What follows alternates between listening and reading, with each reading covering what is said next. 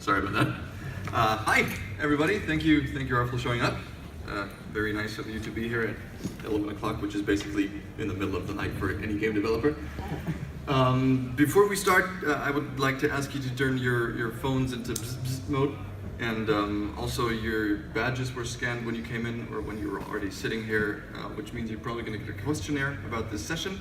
It would be great if you could fill that out. It helps the folks that develop not make the mistake of hiring me again, and it helps me make better jokes. Also, before we get going, who here has published a game before on any platform? All right, that's about half, I'd say. That's good. Who has published on consoles before? Cool. All right. Okay, so my name's Steve. I'm creative director at Pixel Maniacs. A little bit about that later. First thing, most important thing I want to talk to you about is this is probably the most important quote ever about the gaming industry.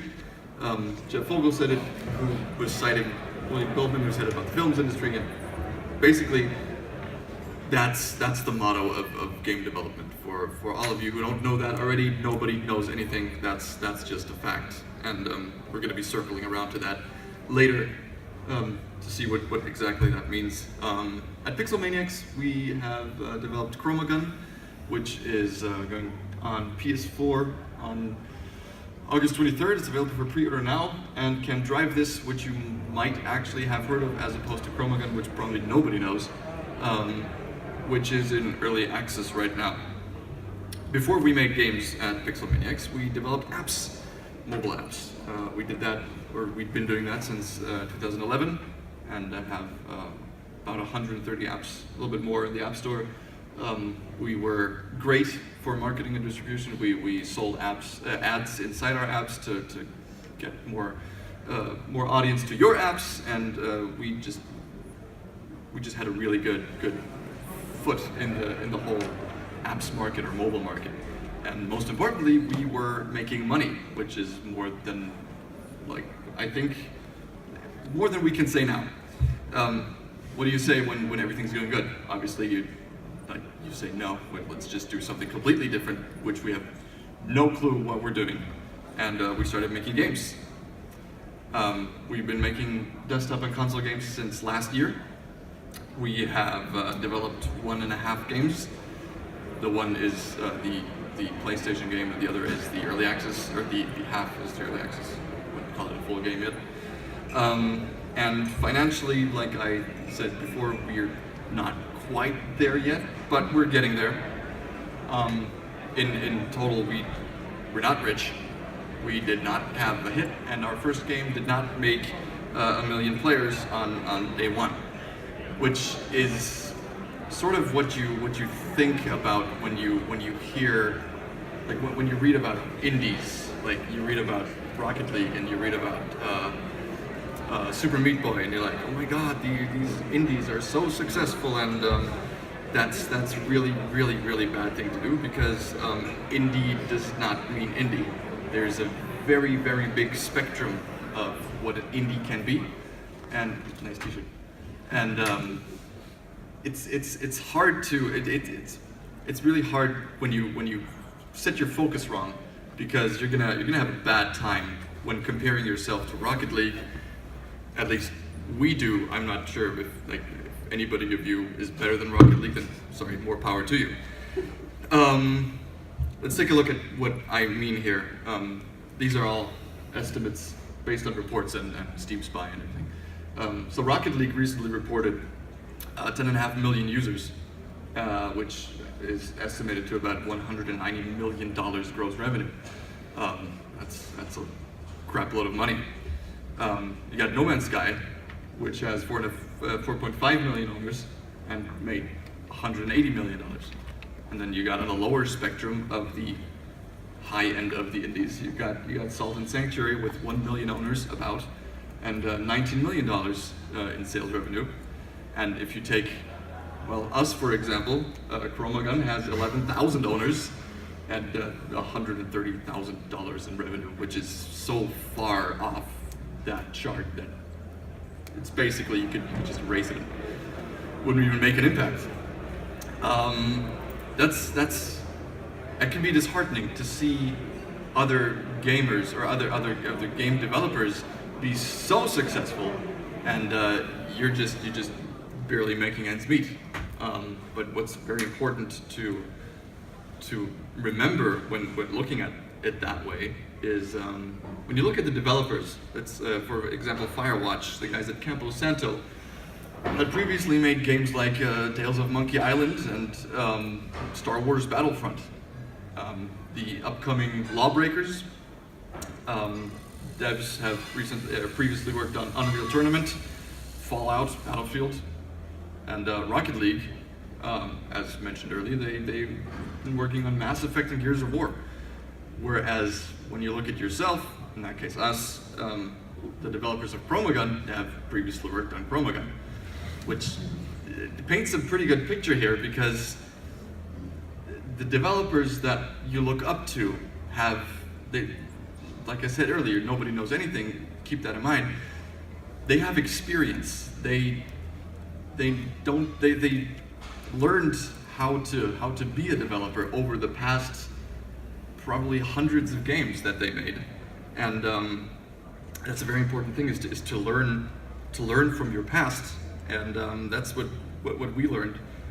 For example, when we released our first game, Chromagun, it just bombed, and Can't Drive This, which was our second game, outsold our first game by 750% just because we knew how to release a game.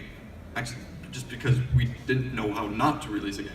If that makes sense at all. We started talking about it early, which is the thing I could recommend to anybody, and everybody is going to tell you that when you have a game, start talking about it as soon as you have something to talk about, as in to the press. That's very important. Just tweet it out, whatever you have.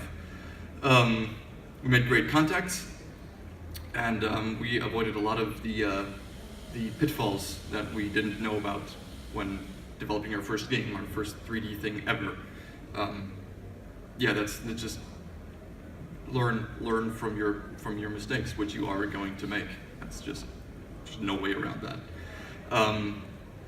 That being said, we still know nothing, as do the others, and this sticks. You might think, okay, well, when people learn, you learn, and then you don't know nothing anymore. But you just get experienced in knowing nothing, really. And one major thing about this experience in knowing nothing is knowing how to cheat. Players cheat in your game all the time. There's no way you can stop them. So why shouldn't you? Everybody does it. Every developer does it. And it's time that you knew. If you don't know how to cheat in making a game, you should definitely learn it. I have a few examples here. Firewatch is a very good example. They had this. I don't know who's seen this before. In Firewatch, the character Henry, he can inspect items. So he'll pick up something and he'll grab it and he'll put it in front of his face and he'll look at the item. Which is, when you first start out doing a game or making a game, you're going to be like, okay, if I want my character to have an item in front of his face, that's what I have to do. I have to put the item in his hand and then move the hand to his face, and then you can look. The problem is, for anybody who's ever worked in 3D, you might know this, the cameras in 3D space have what's called near clipping.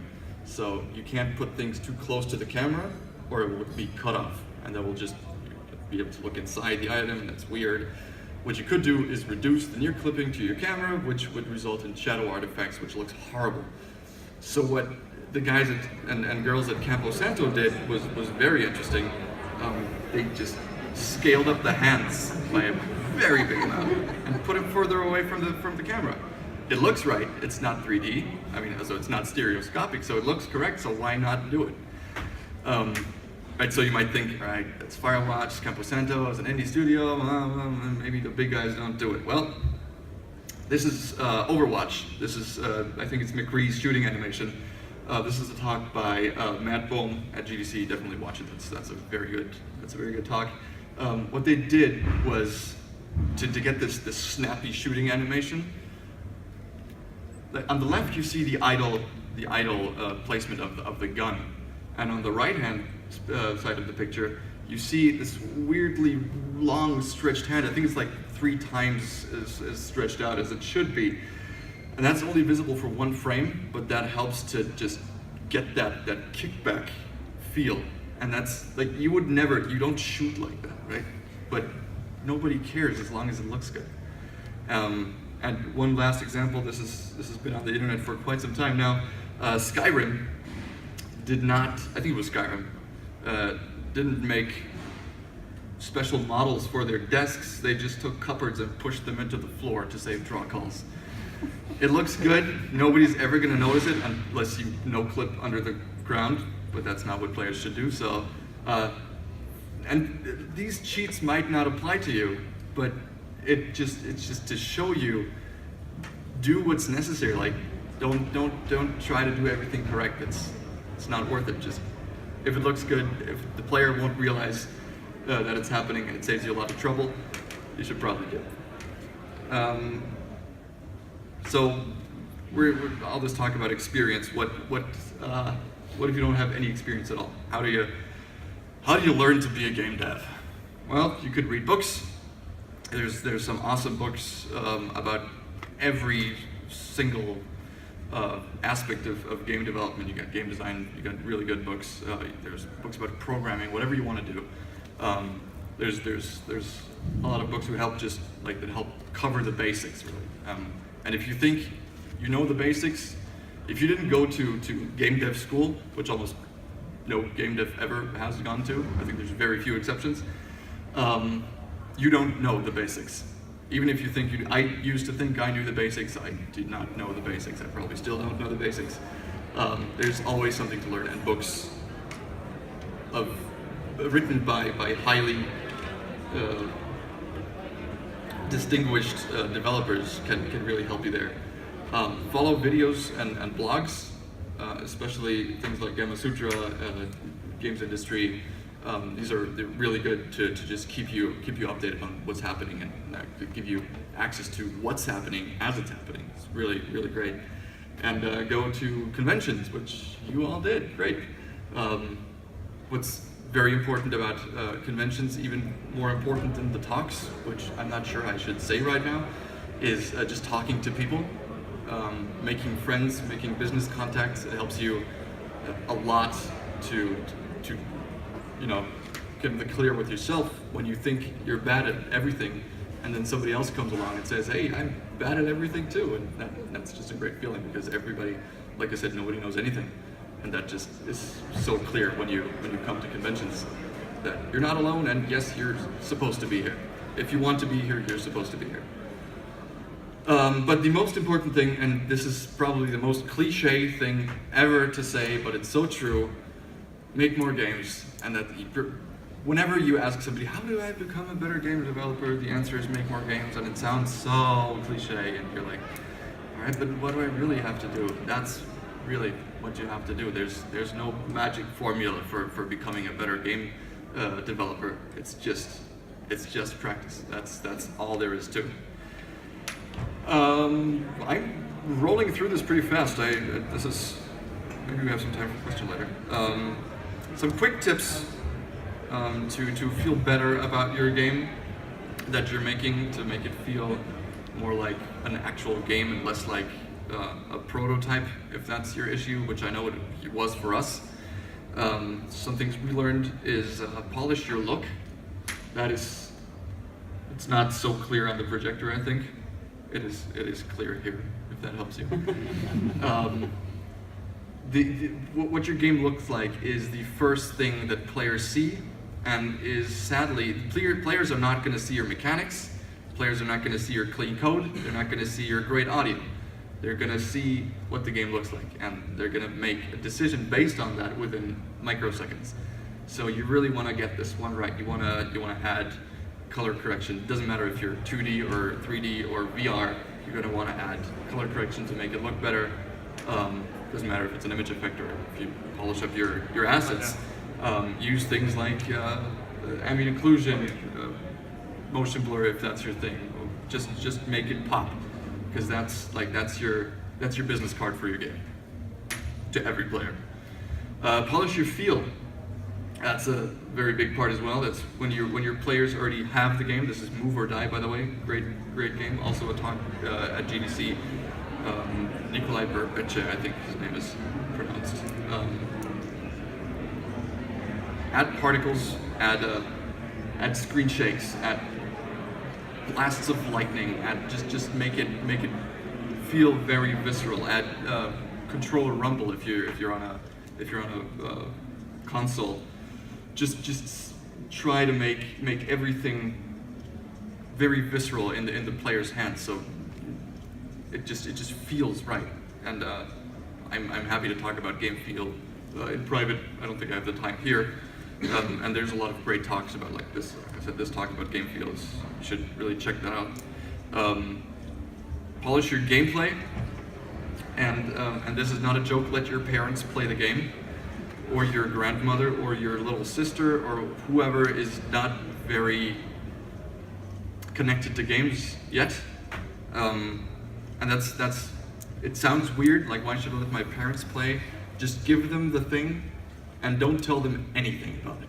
Just hand them the laptop or the Game Boy or whatever you're developing for.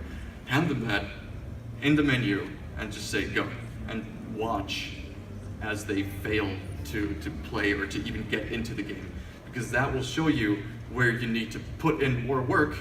Because if your parents can't get through the menu, chances are the stupidest of players probably won't either, and that will happen.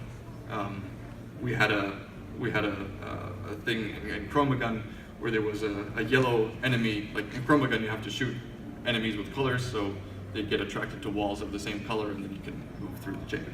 So in our first level, we had this yellow droid, and you had to shoot the wall yellow so as the droid would unblock the way. And what happened was people would shoot the droid, which was yellow. In yellow, it would stay yellow and nothing would happen. They would get frustrated and just leave the game after 5 minutes and never come back. We had a dropout rate of about 50%. So what we did was we made the droid white and the wall yellow. So now when they shot the droid, it would become yellow and it would move. So that was such a minute change, but I think we went from 50 to 2% dropout rate in that level. So definitely listen to player feedback, and not only the feedback players give to you, and especially the feedback they don't give to you by you just watching them fail or play your game in a very strange way that you did not expect. And one last tip is think outside of your engine. If there's anything you can outsource out of the engine, do it. There's no point in keeping everything inside of Unity or Unreal or Lumberyard or whatever you're in. We, for example, for Chromagun, we developed a web-based map editor, which was which exported a JSON, which we imported into Unity, and that would just load prefabs, and that just made our development process so much easier. Because the web editor was a work of about, I think, 3 days, and if we had put all of the levels together in Unity, it would have taken us probably 3 days per level. So yeah, that's definitely do that. And now that I've spoken so fast, apparently, I'm through, and thank you very much for listening. Are there any questions?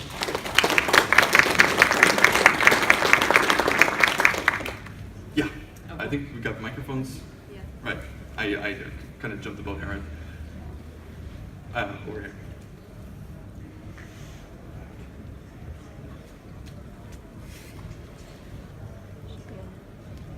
At what point during the process do you start developing a tool? At what point, after you're doing something monotonous, do you think, oh, I need a tool for this? Say that again? I didn't get that. At what point, if you've got a process and it's monotonous, like level design or something, what point do you start developing a tool? A tool? Yes. Oh, okay, there we go. So that's a very good question. We tried. Well, the Chromagun was developed during Game Jam.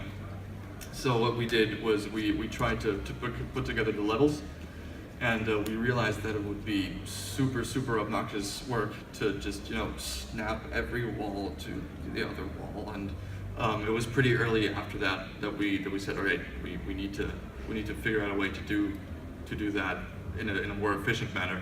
I think it was a game jam, so it was probably on day 2 of 3 days. But I would say, as soon as you realize that something's not going to work, try to find a better way. There's no time frame I could give you. Just as soon as you realize that something's wrong, change it. Anything else? Okay.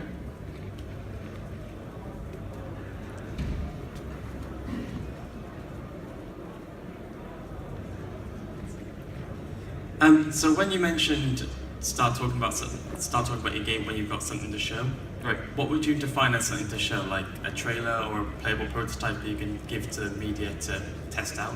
Well, if you start talking about your game when you have a trailer, you started talking too late.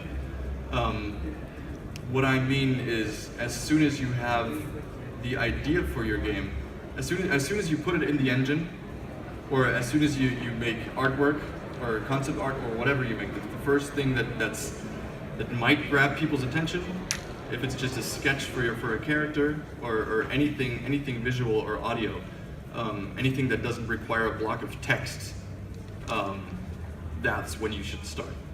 Like you have an idea for a concept for a character, put that on Twitter, and after that just keep pushing that.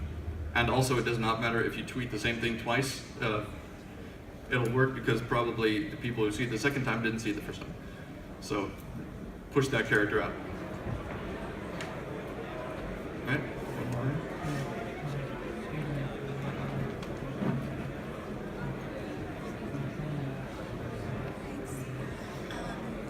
How do you build up a good Twitter audience for people that just started the studio and all they have on Twitter are, school colleagues? I'm sorry, what was the first part of the question? How do you build up a big Twitter audience? Oh, a big Twitter audience. Yeah. That's a good question. Use a lot of hashtags. No, actually, don't use a lot of hashtags. Use 1 or 2 hashtags. If your tweet is more blue than it is black, that's not a good thing. So more text than hashtags. But hashtag Gamedev is a good one. Hashtag IndieDev. There's a lot of Twitter accounts or Twitter bots who will retweet you when you tweet their hashtag, and they have an audience of players and game developers. That's pretty good. So you'll want to do that. You want to tweet a lot of relevant information. Also, GIFs work. I'm going to say GIFs, right? with a GIF. I noticed that, like, sort of, kind of applause there. Thank you very much. GIFs work very well on Twitter. After that, images. Try not to post only text because that tends not to work so well. Also, what you could do is just follow a bunch of people and hope they follow back. Most of them do. That helps. Yeah, that's pretty much the basic thing.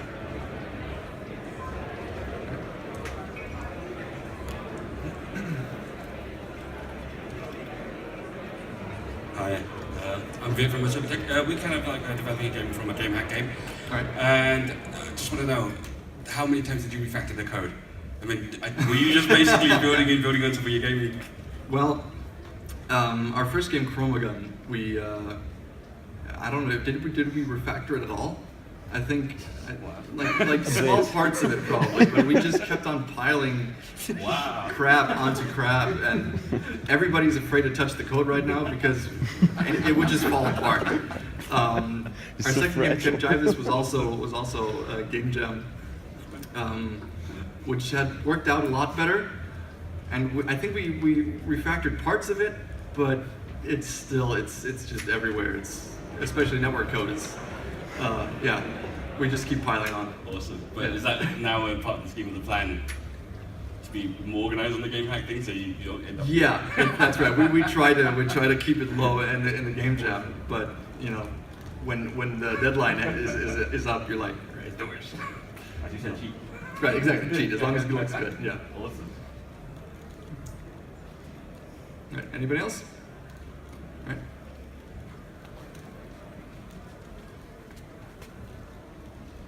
Hey, yeah, just interested a little bit more about you guys, like how many of you are and what kind of stuff you'll do, and are you still like doing app development on the side and things like that as well? Oh no, we're not. We actually completely dropped that away. We're still maintaining the apps we do have, at least the ones that make the most money. But right now we're only focusing on games, or on PC and desktop games. We actually got our Can't Drive This was funded today, and we have one. Thank you. We have one other game in the pipeline which we're working on. So we're just trying to push the game thing until we hopefully make it big. Did that answer your question? Yeah, just like how many of you are working on it, and are you developers, designers, are you outsourcing stuff? So we are about 5 developers in total, like in the core team. Then we have the CEO who does marketing, and the one SEO guy, and we have, I think there's 3 artists now, 1 designer and 2 programmers, and out of the 3 programmers, 1 is the designer, which is me. So 5 people. Anybody else? Which way we go? I think he was first. Hi. Hi.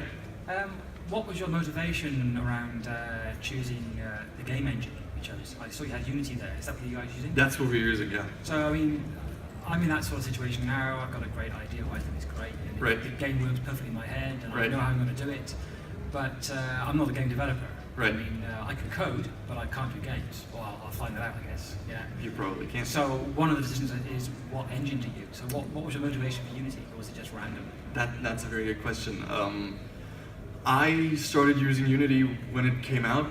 Back then, I think I started in 2009, something like that. Just for fun, before I started making games. And I think that was, and I think somebody else in the company had used Unity before. Also, just I don't know what the idea behind that was. Just for shit. And that was the reason why we picked Unity, just because we had some experience in that as opposed to Unreal. We thought about switching, but I don't think there's much of a difference anymore. When people say, Unreal looks so much better than Unity, it's no. No. Pick whatever you like. If you like C++, go with Unreal. If you like C#, then go with Unity. That's pretty much, maybe that's a good rule of thumb. Pick what you like. There's no drawbacks. Well, there's drawbacks, but there's drawbacks on both sides, so yeah.